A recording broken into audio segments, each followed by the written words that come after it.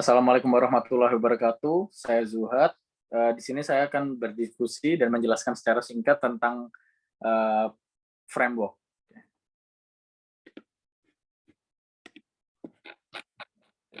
Jadi di sini ada introduction to PHP framework. Nah, pertama adalah alasannya. Kenapa kita menggunakan framework? Yang pertama jelas framework itu membuat kita tidak melakukan coding itu dari nol atau from the scratch. Karena di dalam framework sendiri dia sudah menyediakan direktori-direktori dan file-file tertentu yang memang sering digunakan dalam proses development.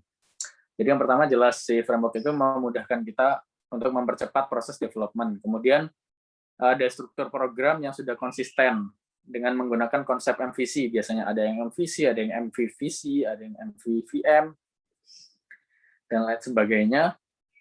Jadi jika kita melakukan development bersama-sama, struktur programnya kita tidak perlu memikirkan lagi, dan tempat kita juga tidak kesulitan untuk mengetahui bahwa oh ini isinya model, oh ini isinya controller, dan sebagainya. Kemudian yang terakhir ada banyak extension atau modules yang juga mempermudah kita dalam pengembangan suatu aplikasi. Nah, ini ada contoh beberapa framework yang ada ya. Ada yang berbasis PHP, ada yang Python, ASP, Java, JavaScript. Yang sekarang lagi populer itu yang berbasis JavaScript karena si JavaScript sendiri itu adalah bahasa yang dapat diterapkan end-to-end. Jadi mulai dari back-end, front-end, mobile, dan sebagainya itu, ataupun DB management itu bisa dengan Java. Konsepnya MERN. Namun di sini kita akan membahas framework terutama PHP dan juga memang diminta untuk Y2.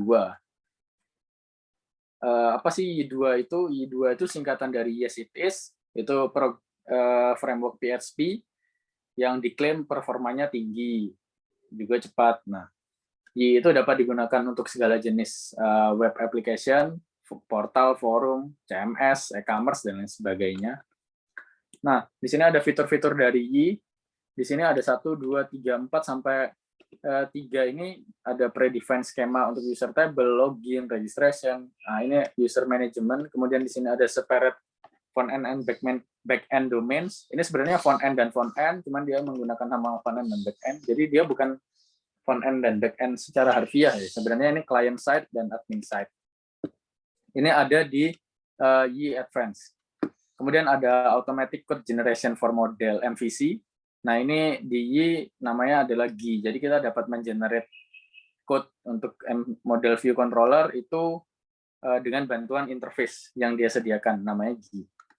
Kemudian ada built-in integration dengan Twitter Bootstrap, mobile first design, ada robust widget and helpers untuk data presentation. Nah, ini struktur dari Y yang menggunakan MVC, model view controller, di mana di awal itu ada entry script yang dia akan meload configuration, kemudian dia akan menjalankan application. Nah, di application ini dia akan bisa menggunakan atau tidak, itu app component.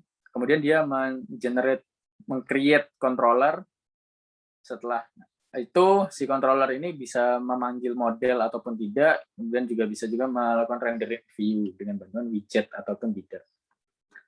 Nah, ini ada kebutuhan. Jadi ketika kita ingin menggunakan framework Y, karena dia juga bahasa dasarnya ada PHP, ya kita perlu memahami bahasa PHP dulu untuk bisa dengan mudah menggunakan Y. Kemudian selanjutnya ada pemahaman tentang HTML dan CSS untuk keperluan membentuk view.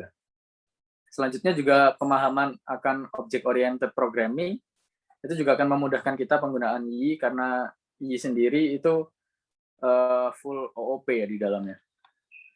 Nah, ini ada silabus, jadi kedepannya kita akan belajar ini semua untuk dapat memahami Y. Mulai dari introduction yang sekarang saya jelaskan, kemudian di tutorial selanjutnya saya akan menjelaskan mulai dari instalasi, GUI, application structure, dan lain sebagainya. Oke, kurang lebihnya untuk sesi kali ini seperti itu. Saya lanjutkan di sesi tutorial untuk instalasi. Terima kasih. Assalamualaikum warahmatullahi wabarakatuh.